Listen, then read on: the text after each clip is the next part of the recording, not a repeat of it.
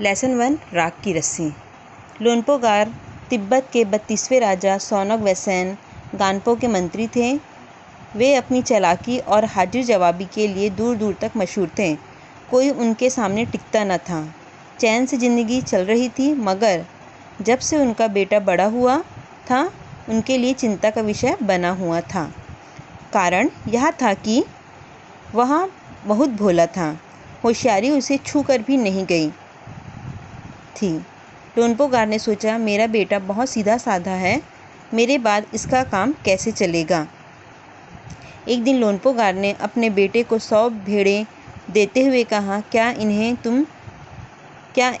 तुम इन्हें लेकर शहर जाओ, मगर इन्हें मारना या बेचना नहीं। इन्हें वापस लाना 100 जौ के बोरों के साथ, वरना मैं तुम्हें घर में नहीं घुसने दूंगा। इसके बाद उन्होंने बेटे को शहर की तरफ रवाना किया। लोनपोगार का बेटा शहर पहुंच गया, मगर इतने बोरे जौ खरीदने के लिए उसके पास रुपए ही कहाँ थे। वह इस समस्या पर सोचने विचारने के लिए सड़क किनारे बैठ गया, मगर कोई हल उसकी समझ में नहीं आया। वह बहुत दुखी था। तभी एक लड़की उसके सामने आकर खड़ी हुई। क्या बात है, तुम इतने दुखी क्यों हो? लोनपोगार के बेटे ने अपना हाल कह सुनाया।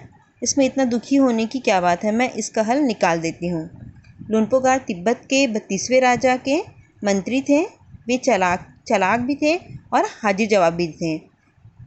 उनके सामने कोई टिक नहीं पाता था। उनकी ज़िंदगी बहुत अच्छे से वहाँ गुजर रही थी, पर जैसे जैसे उनका बेटा बड़ा होने लगा वह उनके लिए चिंता का विषय बन गया, क्योंकि उनका बेटा होशियार नहीं था, वो बहुत भोला था।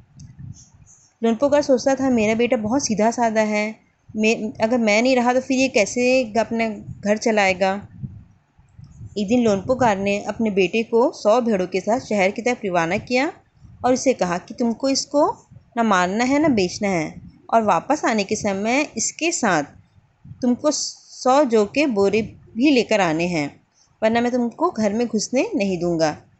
इसके बाद बेटे को शहर की तरफ रवाना किया। लोनपोगार का बेटा शहर पहुंचा, मगर इतने बोरे खरीदने के लिए उसके पास एक भी पैसा नहीं था। वह इस समस्या को सोचने विचारने के लिए सड़क किनारे बैठ गया, मगर कोई हल उसकी समझ में नहीं आ रहा था। वह बहुत दुखी था। तभी एक लड़की उसके सामने आई। बोली, क्या बात है, तुम इतने दुखी क्यों हो? लोनपोगार के बेटे ने अपना हाल कह सुनाया। इसमें उस लड़की ने कहा, दुखी होने की बात नहीं है, मैं इसका हल निकाल देती हूँ।